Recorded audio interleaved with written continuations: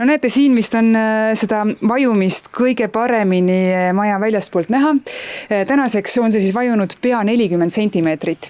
No ja vähem kui aasta on möödas ja vaadake, see trepp siit on sirge ja korralik nagu olema peab ja ka maja on täiesti nullist üles ehitatud. See on tegelikkuses päriselt, see on uskumatu, et need aastad tagasi ja kõik see aeg, et täna tundub, et see on justkui väga kiiresti läinud, nii nagu ikka ajaga, aga tegelikkuses see periood sel hetkel tundus lõputu. See eelmine aasta, kui elamiskõlbmatuks kuulutati kodu, nagu et ei tohigi sisse enam minna nagu päriselt, siis oli küll selline tunne, et ei teagi nagu, mis ees ootab. Emajõe ääres Lubja tänaval asuv kortermaja ehitati tänaseks 11 aastat tagasi ja umbes 4 aastat tagasi hakkasid majaelanikud märkama anomaaliaid. Näiteks, et põrand on vajunud nii palju, et vesi jookseb duši all käies valele poole või et uksed ei tule enam lahti. Ma arvan, et keegi ei taha tegelikult seda läbi elada. Et ma arvan, et ükski inimene ei vääri tegelikkuses seda, et nende koduga juhtub midagi nii drastilist. Kortermaja ehitaja Mapri ehitus toona endal süüdi näinud ja omanikud pöördusid kohtusse. Järgnes suur meediakera ja avalikkuse tähelepanu. Mullu kevadel teatas Mapri ehitus, et lammutab vana maja maha ja ehitab uue asemele.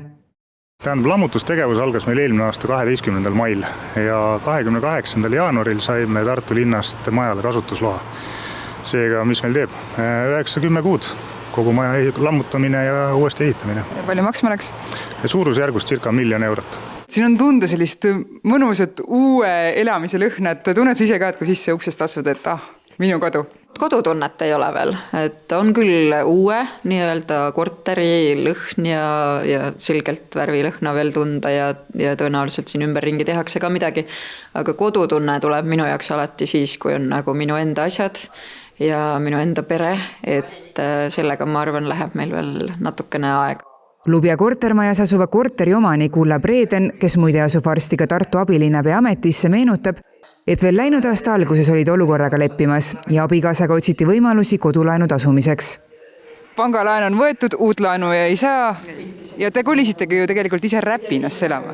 Ja kuna see on minu kodukant ka, et siis lapse panimegi sinna kooli ja eks see on elu teinud nagu selle võrra nagu keeruliseks. Iga päev 2 tundi sõitu selleks, et ikkagi linnast tööl edasi käia, aga selline see elu on. Kuna maja lammutati, saadi kinnitus ka sellele, miks üldse hoone 2022. aastal vajuma hakkas.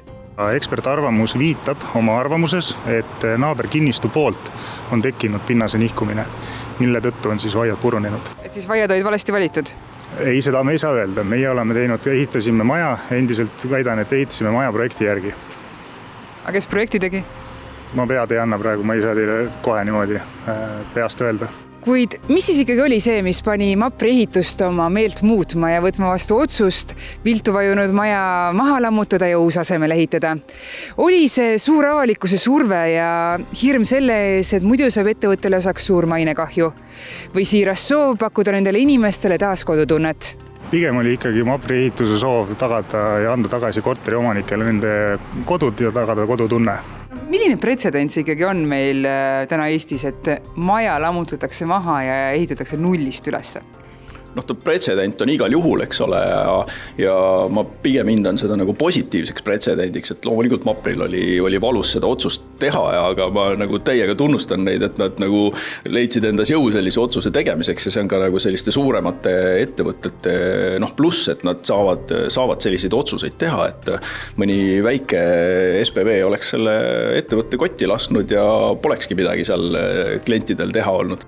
Millised vaiad majal nüüd all on? Nüüd paigaldati majal teist tüüpi vaiad, millega jäeti pehmese turba kihti kaitsehüls alles.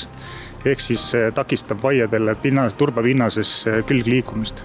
Ma väga loodan, et nüüd see maja peab vastu, et eks me kõik naabrid loodame, et nüüd me saame siin elada nii kaua, kui me soovime.